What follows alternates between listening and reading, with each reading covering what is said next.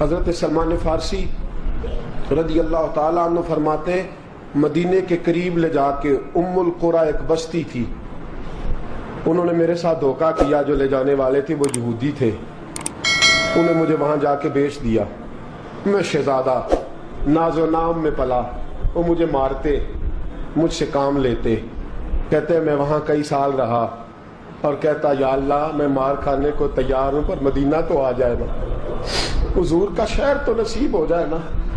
حضرت جناب سلمان فارسی کہتے ہیں اس یہودی کا چچا بیٹا، اس کا چچا زاد بھائی، اس کا کزن بنو قریظہ یہودیوں کے محلے سے آیا، مجھے اس نے کام کاج کرتے دیکھا، کھیتی باڑی کرتے دیکھا تو کہنے لگا، توجہ ہے آپ کی، جاگ رہے ہیں آپ لوگ، میری بات کی سمجھ آ رہی ہے؟ کہتے ہیں کہنے لگا غلام بیچو گے؟ مجھے دے دو۔ کہتے ہیں اس نے کہا تو 4 دینار نفع دے تو لے لے۔ کہتے ہیں اس نے 4 دینار نفع لیا اور مجھے باندھ لیا اونٹ کی پشت پہ، ہاتھ میرے باندھ لیے، پیر باندھ لیے، میں رونے لگا، میں تڑپنے لگا۔ کہتے ہیں اچانک بنو قریظہ مدینے کا ایک محلہ تھا، یہاں یہودی رہتے تھے، کہتے ہیں وہاں کا وہ رہنے والا شخص اچانک میری آنکھ کھلی تو ٹھنڈی ٹھنڈی ہوائیں، اچانک میں نے آنکھیں کھولی تو کھجوروں کے لمبے چوڑے درخت، فرمایا میں نے دیکھا تو پہاڑیاں بھی معطر معطر سی، فضائیں بھی کرم کرم والی، عطا ہی عطا۔ کہتے 2 آنسو گرے اور میں ہنس پڑا، آنکھوں میں آنسو، لبوں پہ مسکراہٹ۔ حضرت سلمان فارسی رضی اللہ تعالیٰ عنہ کہتے ہیں وہ کہنے لگا تجھے کیا ہوا؟ سارے رستے تو بت تھا، اب کیا ہوا؟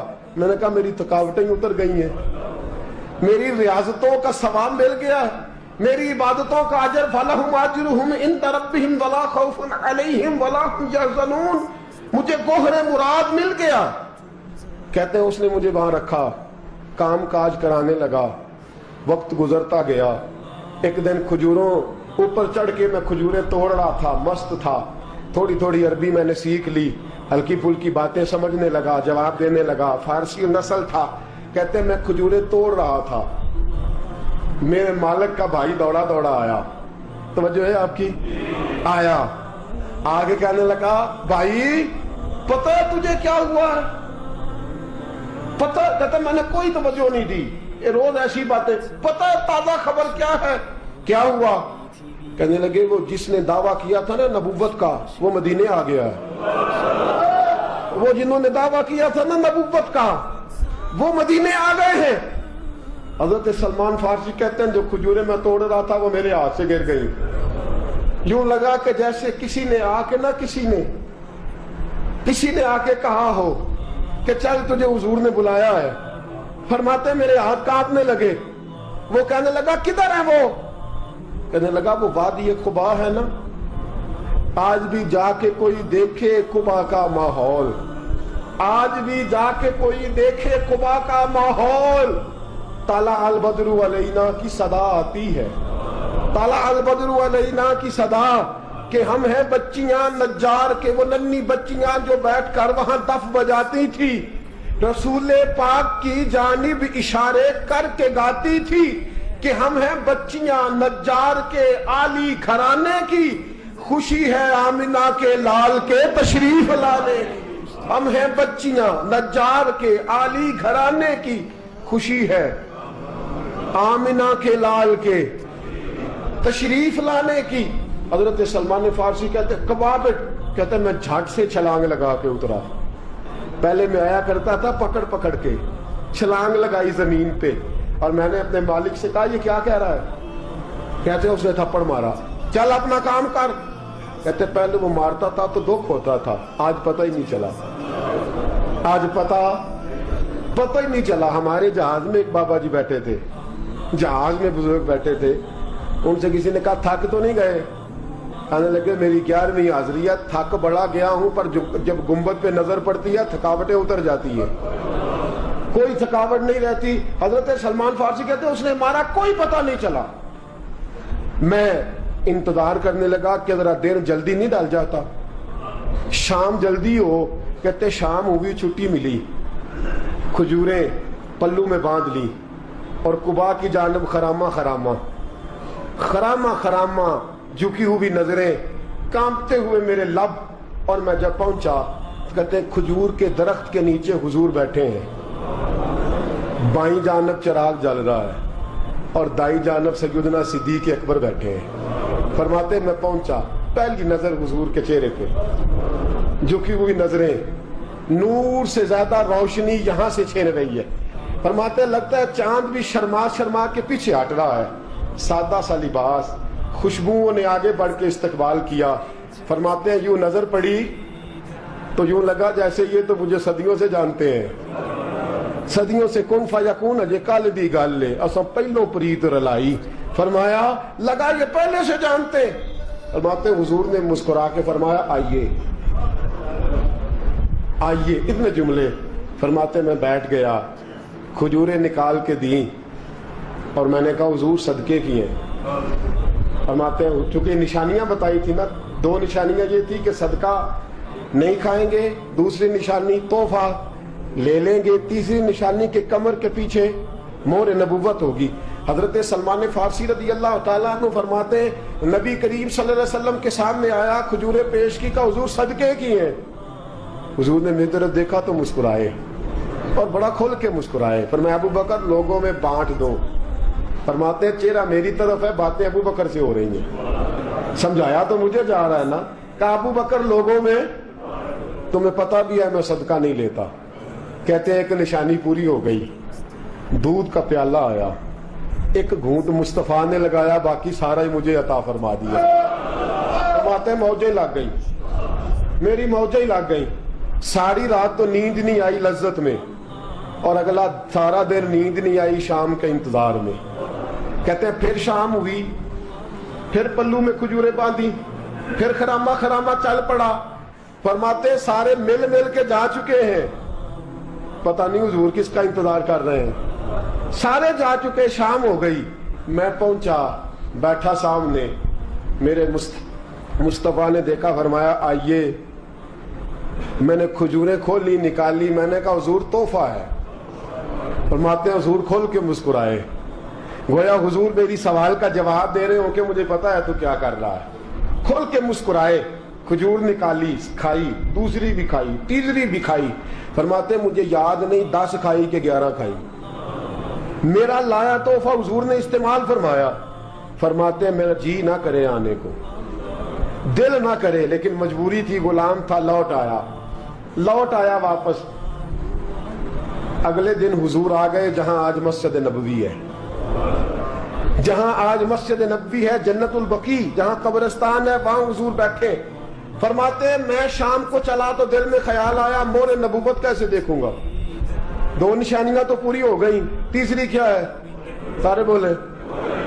فرماتے ہیں وہ ہے 2 کندھوں کے درمیان، کیسے جرت کروں گا کہ حضور دکھائیں، کیسے کہوں گا کہ سونیا مہر دیکھنی ہے۔ کہتے ہیں پھر دعائیں کرنے لگا دل ہی دل میں، یا اللہ ہوا چلا دے، دل ہی دل میں نا ہوا چلا دے مولا، اور حضور کی قمیض مبارک کٹ جائے میں مہر دیکھ لوں۔ کبھی دل میں خیال آیا کوئی صحابی آ کے کہے حضور کمر کو ہاتھ لگانے کو دل کرتا ہے، کبھی خیال آئے کہ حضور خارش کرنے کے لیے ذرا دستے مبارک پیچھے کریں، کوئی تو بات بنے۔ فرماتے ہیں سارے رستے میں منصوبہ بندی کرتے آیا، لیکن کیا خبر تھی مجھے کہ ساری باتیں تو مصطفیٰ کے پاس پہلے سے موجود ہوتی ہیں۔ فرماتے ہیں میں گیا، توجہ ہے ساتھیو، کہتے میں گیا حضور کے سامنے بیٹھنے لگا، حضور نے فرمایا سلمان پیچھے آ، یہ تیری جگہ نہیں، تو پیچھے آ۔ فرماتے ہیں میں وہاں سے اٹھا پیچھے گیا، جیسے ہی میں پیچھے گیا حضور نے قمیض پکڑی، مہر نبوت اٹھائی، میں نے کھل کے دیکھا، کھل کے چوما، کھل کے پیار کیا۔ پھر حضور نے بازو تھاما، فرمایا بس بھی کر، بس بھی کر۔ فرمایا نبی کریم کے قدموں میں سر رکھا اور میں پھوٹ پھوٹ کے رویا۔ میں نے کہا سونیا میری حیات کا افسانہ پوچھنے والوں، کہیں کہیں سے یہ قصہ پڑھا نہ جائے گا۔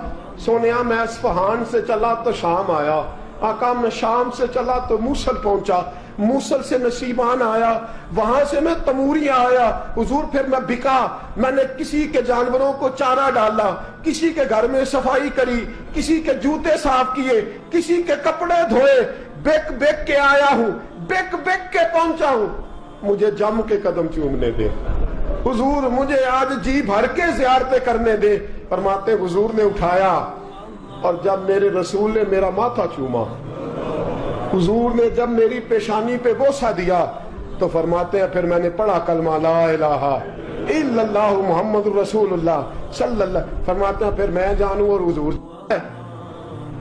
لوگوں کی چیخیں نکل گئی, لوگ رو پڑے. ایک بزرگ اٹھے, کہنے لگے عمر, جب سے سلمان آیا ہے یتیم بچیوں نے کہنا شروع کر دیا ہے کوئی ہمیں یتیم نہ کہے. جب سے سلمان آیا ہے بھوکوں نے کہنا شروع کر دیا ہے کوئی ہمیں بھوکا نہ کہے. جب سے سلمان آیا ہے بے آسرا لوگوں نے کہنا شروع کر دیا ہے اب ہمارے پاس بہت بڑا آسرا ہے. جب سے سلمان آیا ہے بے گھروں کو گھر مل گئے ہیں. کہا وہ لاچار بیمار جن کے قریب کوئی نہیں جاتا تھا, سلمان انہیں پاس بٹھا لیتا ہے. خدا را ہمارا گورنر نہ بدلیے گا. حضرت سلمان فارسی کھڑے ہو گئے, کہنے لگے میں بوڑھا ہو گیا ہوں, اب میرے اندر طاقتیں نہیں رہی. خدا را, کبھی ایسا ہوا ہے کوئی حکمران جائے تو لوگ روئے؟ رو رو کے لوگوں نے کہا خدا را ہمارا گورنر نہ بدلا جائے. حضرت عثمان نے کہا مجھے معاف کر دو, میں ایسے آدمی کا نام پیش کرتا ہوں جو مجھ سے بھی بہتر ہے. کون؟ کہا میں حضرت سعد بن ابی وقاص کا نام گورنر کے لیے پیش کرتا ہوں. حضرت, اب وہ لوگ پتہ کیا کہنے لگے مدائن کے, کہنے لگے جی بالکل ٹھیک ہے, ہمیں وہ گورنر منظور ہے, پر ہماری ایک شرط ہے, ہم ان کی گورنری تب قبول کریں گے جب آپ مستقل رہائش مدائن میں رکھیں گے. ہم آپ کو یہاں رہنے نہیں دیں گے, آپ کو وہیں رہنا پڑے گا. اتنی محبتیں, اتنا پیار.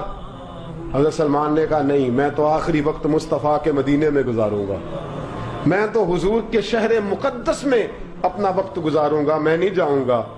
وہ لوگ اتنا روئے کہ حضرت فاروق اعظم بھی رو پڑے.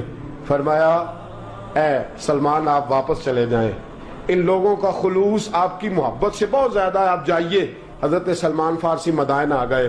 جناب سعد بن ابی وقاص رضی اللہ تعالیٰ عنہ گورنر بن گئے. 3 لوگوں کے ساتھ ہمیشہ تھا. حضرت ابو دردہ تو وصال کر گئے, 3 لوگوں سے یارانہ رہا. ایک حضرت عبداللہ بن سلام سے, ایک حضرت سعد بن ابی وقاص سے چونکہ وہ پاس تھے, اور تیسرا اکثر ٹائم نکال کے مدینے جاتے تھے. کس لیے آئے ہو؟ کہا ایک تو روضہ رسول کی زیارت کرنے آیا ہوں, اور دوسرا میں امام حسن سے ملنے آیا ہوں. ساری زندگی نبی پاک کے نواسوں کے پاس آتے, بات کوئی نہ کرتے, ذکر کوئی نہ کرتے. حضور کے شہزادوں کے پاس آتے, امام حسن سے ہاتھ ملاتے, امام حسن کا چہرہ دیکھتے رہتے, آنسو بہاتے رہتے. کتنی دیر کھڑے رہتے, امام حسن کی زیارت کرتے, واپس چلے جاتے. جب بوڑھے ہو گئے, زیادہ کمزوری آئی, تو حضرت سعد بن ابی وقاص کو پیغام دیا. کہا کسی طریقے مدینے پیغام بھیجیے, پر امام حسن سے کہیے میں آپ کے نانا کا نوکر ہوں, طاقت نہیں رہی اب چل کے مدینے آ سکوں. عمر مجھے پابند کر گئے تھے کہ میں نے, حضرت عثمان کا دور آ گیا کہ میں نے اب مدائن میں وقت گزارنا ہے, اگر ہو سکے تو آخری بار ایک بار مجھے آ کے مل تو جائیں. امام حسن آتے ہیں تو مجھے لگتا ہے جلوہ مصطفیٰ کی زیارت ہو گئی ہے. حضرت سعد بن ابی وقاص نے پیغام بھیجا, امام حسن وہاں سے چلے, مدائن آئے. جیسے ہی امام حسن دروازے سے داخل ہوئے, بوڑھے حضرت سلمان فارسی, بوڑھے, نکاحت اتنی ہے کہ اٹھا نہیں جاتا. امام حسن آئے تو حضرت سلمان فارسی نے رونا شروع کر دیا, تڑپنا شروع کر دیا. اٹھنا چاہا تو بستر پہ گر گئے. امام حسن قریب آئے, چارپائی پہ بیٹھے, تو حضرت سیدنا سلمان فارسی رضی اللہ تعالیٰ عنہ کہنے لگے حضور میں بڑا پریشان ہوں, میرے لیے دعا کرے. امام حسن کہنے لگے میں جوان ہوں, آپ بوڑھے ہیں, دعا آپ کو کرنی چاہیے. کہا نہیں, آپ سے دعا اس لیے کر رہا ہوں کہ آپ کے نانا سے جو وعدے کیے تھے میں پورے نہیں کر سکا. آپ دعا کریں کہ میں حضور کی بارگاہ میں جاؤں تو مجھے شرمندگی نہ اٹھانی پڑے. حضرت سلمان فارسی رضی اللہ تعالیٰ عنہ سے امام حسن کہنے لگے وعدہ کیا کیا تھا، کیا نہیں پورا کر سکے؟ عرض کی حضور نبی کریم نے فرمایا تھا اتنا مال پاس رکھنا جتنا مسافر کے پاس ہوتا ہے. یہ حضور نے مجھ سے کہا تھا، میں وعدہ پورا نہیں کر سکا. دیکھیے میرے گھر میں کتنا مال ہے، کتنا سرمایہ ہے. امام حسن کہتے ہیں میں نے مال دیکھا تو ایک مٹکا پانی پینے کا، 2 پیالے پانی پینے کے، ایک مشکیزہ، ایک چٹائی وہ بھی ٹوٹی ہوئی. فرماتے ہیں میں نے کل مال کا حساب لگایا تو میں نے کہا حضور یہ تو 15 دینار سے زیادہ نہیں بنے گا، رو کیوں رہے ہیں؟ کہنے لگا امام حسن سے عجیب جملے ہیں، عجیب جملے ہیں.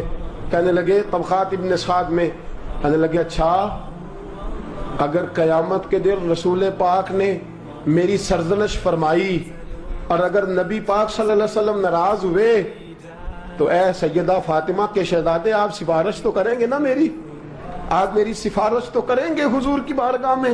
حضرت سعد بن نبی وقاص بھی آئے، رونا شروع ہو گئے. کہا ہاں مجھے امید ہے کہ آپ کی سرزنش نہیں ہوگی، آپ کو بغیر حساب کتاب جنت ملے گی. حضرت سلمان فارسی رضی اللہ تعالیٰ عنہ نے وصیت فرمائی. توجہ ہے آپ کی؟ لوگ کہتے ہیں تم نے آج یہ عشق کے ترانے ڈھونڈ لیے ہیں، پتہ نہیں کہاں سے لے آئے ہو. وصیت فرمائی امام حسن کو. کہنے لگے حضور میں پرانا نوکر ہوں، پرانا نوکر ہوں، اور میں نے اپنی نوکری کرنے کی کوشش کی ہے، اب میں بچوں گا نہیں. اگر میں مر جاؤں تو میری خواہش ہے کہ سیدہ فاطمہ کا بیٹا میرا جنازہ پڑھائے. آج نہیں، یہ آج نہیں، بعد مرن دے مکھڑا میرا ہو جاوے جے تازہ. سمجھ لینا محبوب میرے نے آن پڑھیا جنازہ. امام حسن نے جنازہ پڑھایا اور حضرت سعد بن نبی وقاص رضی اللہ تعالیٰ عنہ ان کے قریب گئے. کہنے لگے جاتے جاتے کوئی نصیحت ہی کر جائے. تو فرمایا 3 چیزوں کا خیال رکھنا. ایک روایت میں 4 ہیں، 3 کا خیال رکھنا. یا تو جہاد کے رستے میں انتقال کر جانا، یا جہاد کے رستے میں انتقال کر جانا، یا حج اور عمرے کے رستے میں مر جانا. یہ نہ ہو سکے تو قرآن سیکھتے سکھاتے دنیا سے رخصت ہو جانا. فرمایا یا جہاد کے رستے میں جانا. حضرت سلمان فارسی وصیت کر رہے ہیں، یہ وصیت یاد رکھیے گا. یا جہاد کے رستے میں انتقال کرنا، یا حج اور عمرے کے رستے میں. یہ نہ ہو سکے تو قرآن سیکھتے سکھاتے جانا. امید ہے اللہ بے حساب و کتاب جنت عطا فرما دے گا. یہ وصیت فرمائی. جناب سلمان فارسی رضی اللہ تعالیٰ عنہ وصال کر گئے. عجیب سناٹا ہے. مدینے سے نور کی جماعت آ رہی ہے جنازہ پڑھنے، نور کی جماعت آ رہی ہے، نور کی. حضرت عثمان غنی خود چل کے جنازے میں شریک ہوئے اور صحابہ کہتے ہیں سفید داڑھی حضرت عثمان کی. امام حسن کے پیچھے نماز جنازہ پڑھا اور پڑھ کے پھر ان کی میت کے قریب حضرت عثمان غنی گئے. پہلے تو صبر کا پہاڑ تھے اور جب قریب گئے اور جا کر کے ماتھا چوما اور پھر جب سیدنا عثمان غنی اٹھے تو مقدس داڑھی سے آنسو گرنے لگے. کہنے لگے سلمان میں نے اپنی آنکھوں سے مصطفیٰ کو تیرا ماتھا چومتے دیکھا ہے. سلمان میں نے اپنی آنکھوں سے حضور کو تجھ سے پیار کرتے دیکھا ہے. فرمایا لوگوں آج سلمان رخصت نہیں ہوا، ہم سے علم رخصت ہوا ہے، حکمت رخصت ہوئی ہے، حضور کا محبوب رخصت ہوا ہے. حضرت سلمان فارسی رضی اللہ تعالیٰ عنہ کا وصال کے بعد ایک دن وصال سے پہلے حضرت عبداللہ ابن سلام سے کہنے لگے جو ہم 2 دوستوں میں سے پہلے جائے گا واپس آ کے حال بتائے گا. حضرت عبداللہ ابن سلام کہنے لگے واپسی کی اجازت ملے گی؟ کہا ہاں، جو اللہ کے نافرمان ہوں گے ان کی روحیں قید ہوں گی، جو اللہ کے فرما بردار ہوں گے جہاں چاہیں گے جائیں آئیں گے. حضرت سلمان فارسی وصال کر گئے، جناب عبداللہ ابن سلام کو ملے. فرمایا بتائیے خدا نے آپ کے ساتھ کیا سلوک کیا؟ تو حضرت سلمان فارسی کہنے لگے رب نے فرمایا فرشتو سلمان سے حساب نہ پوچھ لینا، فرشتوں سلمان سے حساب نہ پوچھ لینا، اس لیے کہ سلمان فارسی رضی اللہ تعالیٰ عنہ کا عالم یہ ہے کہ ان کے دل نے ہمیشہ میری ذات پہ بھروسہ کیا.